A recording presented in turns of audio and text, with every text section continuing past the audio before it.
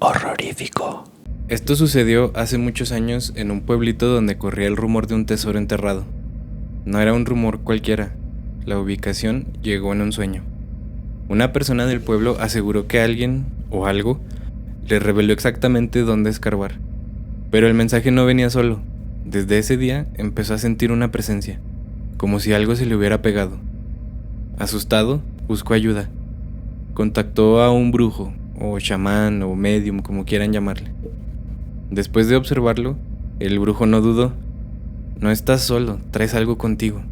Aún así decidió ayudar. Formaron un pequeño grupo, el brujo, 2 personas para excavar, el hombre del sueño y aquello que lo seguía. Llegaron al lugar indicado. El ambiente era pesado. El brujo se sentó sobre una piedra y comenzó a hablar, pero no con ellos. Hablaba con la presencia.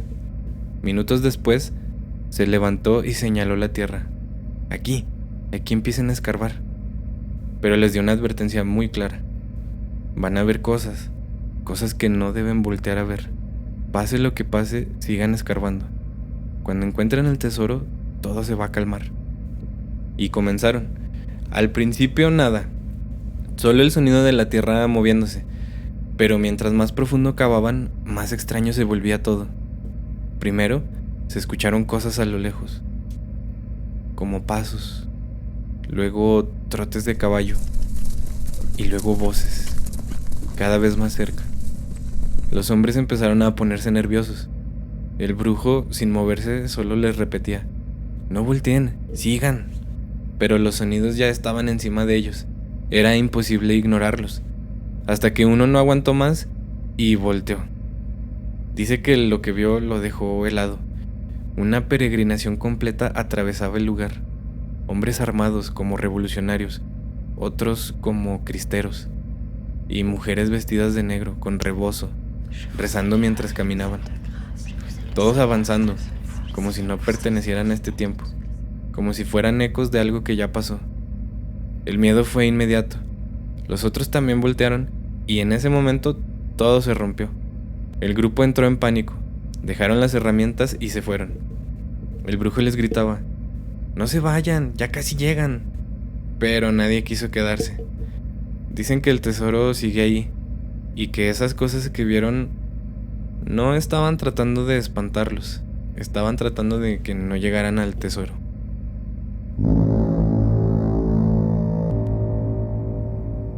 Esto me pasó hace no mucho, cuando internaron a mi papá en el ISSSTE. Estábamos en un cuarto con otros 3 pacientes y todos compartíamos un solo baño. Ya era de madrugada, como las 2 y algo. Me dieron ganas de ir al baño, pero estaba ocupado por uno de los señores que estaban internados. Entonces me bajé a los baños de la entrada. Todo estaba solo y oscuro, de esos silencios turbios de hospital en la noche. Entré, me senté y después de un rato me tocaron la puerta. Así, clarito, como cuando alguien toca para ver si está ocupado. Pensé que alguien estaba esperando, así que terminé rápido. Abrí la puerta y no había nadie. El pasillo estaba vacío, no se escuchaba nada. Se sintió raro, pero pues lo dejé pasar. Me regresé al cuarto como media hora después. Y el señor que estaba usando el baño cuando yo bajé había fallecido. Y no sé, a lo mejor quien me tocó la puerta fue ese señor que murió.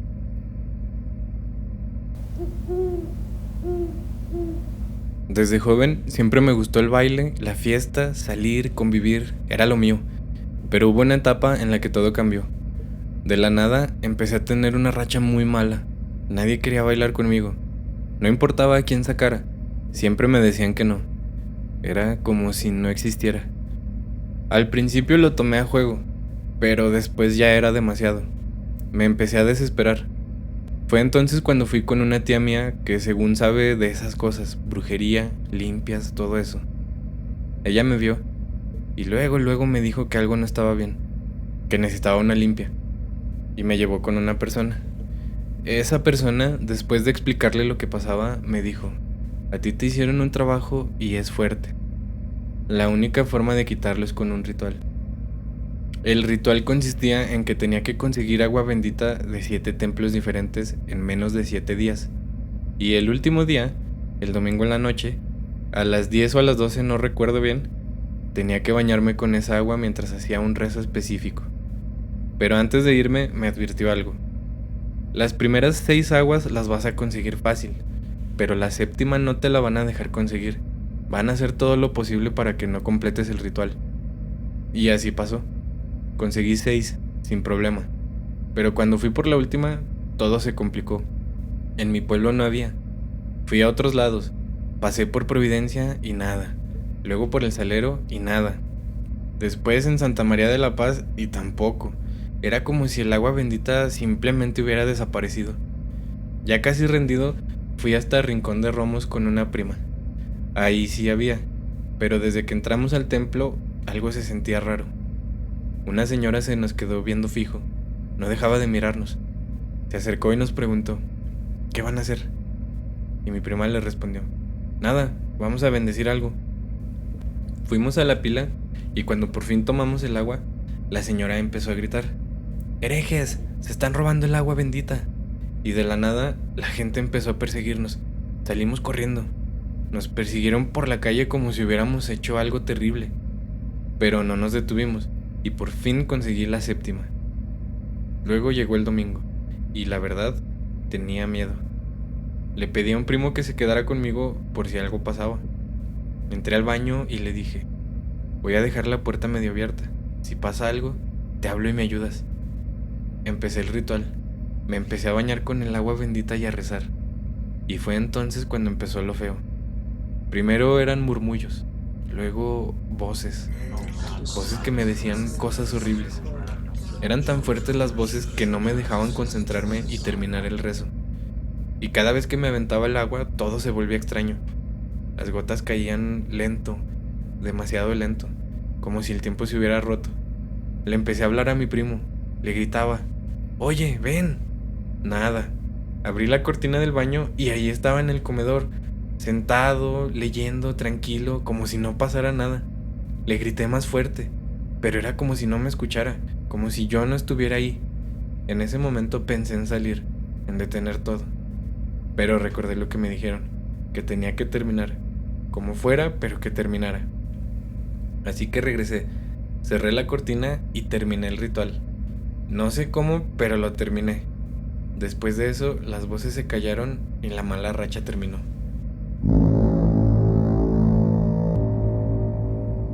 Esto no es algo que me contaron, esto lo vivimos nosotros. Hace unos años nos fuimos a vivir a una casa frente a Sauceda de la Borda. En ese tiempo casi no había nada, ni luz, ni agua, muy pocas casas. Todo estaba muy solo.